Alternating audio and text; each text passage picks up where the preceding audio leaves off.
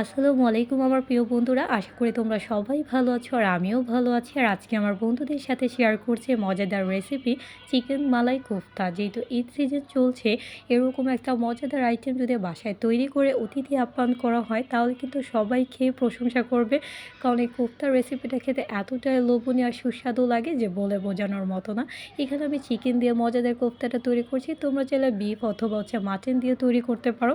আর আমি এখানে half KG পরিমাণে বোনলেস চিকেন ব্লেন্ড করে নিয়েছি কোফতা তৈরি করার জন্য। আর এখানে একে একে মশলাগুলো অ্যাড করে দিয়েছি। জায়ফল, জয়িত্রী, সাদা গোলমরিচ বাটা অল্প করে দিয়ে দিলাম। সাথে আদা রসুন বাটা দিয়ে দিচ্ছি। আর সাথে পরিমাণ মতো অল্প একটু লবণ দিয়ে দিলাম। আর এখন একটার মতো ডিম দিয়ে দিচ্ছি। এতে কোফতার টেক্সচারটা আরও ভালো আসে। আর সাথে দিয়ে দিচ্ছি পেঁয়াজের বেরেস্তা। এটা কিন্তু অবশ্যই তোমরা ইউজ করবে, তা নাহলে কিন্তু কোফতাটা একদমই শাহি ফ্লেভার আসে না। আর এখন সব কিছু দিয়ে ভালো করে আমি মিক্স করে নিচ্ছি। আর কোফতাটা একটু স্পাইসি করার জন্য আমি এখানে একটু মরিচের গুঁড়ো অ্যাড করে দিলাম। আবারও ভালো করে সব কিছু একসাথে মিক্স করে নিচ্ছি।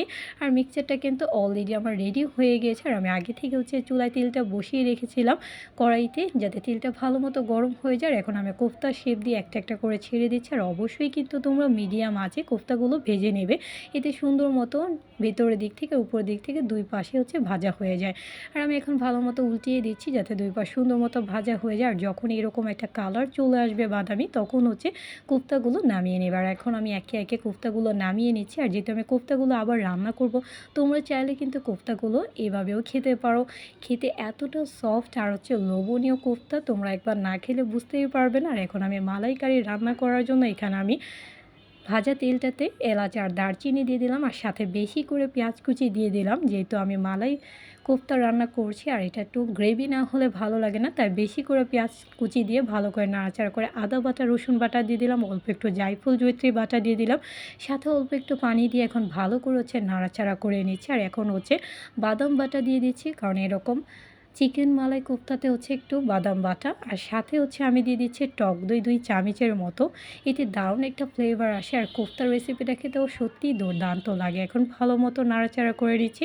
এটা আমি সাদা রান্না করছি, তাই আমি বেশি করে কাঁচামরিচ দিয়ে দিচ্ছি। এতে একটা দারুণ একটা স্পাইসি ভাব আসবে। আর খেতে কিন্তু কোফতাটা সত্যিই দারুণ লাগবে। আর তোমরা দেখতেই পাচ্ছ গ্রেভি হয়ে আসছে। আর আমি এখানে 1 কাপের মতো দুধ আর পরিমাণ মতো অল্প একটু লবণ আর সাথে অল্প একটু কেওড়া জল দিয়ে দিলাম। এতে দারুণ একটা ফ্লেভার আসবে আর গ্রানেই পেট ভরে যাচ্ছে। আর আমার একটা বন্ধু স্পেশালি আমাকে এই কোফতার রেসিপিটা শেয়ার করতে বলেছে, তাই আমি আজকে সেই বন্ধুটার জন্য রেসিপিটা শেয়ার করলাম। আমাদের পুরান ঢাকার স্টাইলে এই মজাদার কোফতার রেসিপিটা রান্নাটা চেয়েছিল, তাই আমার সেই উদ্দেশ্যে আমার সকল বন্ধুদেরও শেয়ার করে ফেলাম। আর উপর দিক দিয়ে এখন কোফতাটা দিয়ে উপর দিক দিয়ে ঘি ছড়িয়ে দিলাম। এতে দারুণ একটা ফ্লেভার আসছে বন্ধুরা, যা তোমরা পাচ্ছ না। তোমরা পেতে হলে কিন্তু অবশ্যই একবার হলো এই কোফতার রেসিপিটা বাসায় ট্রাই করবে।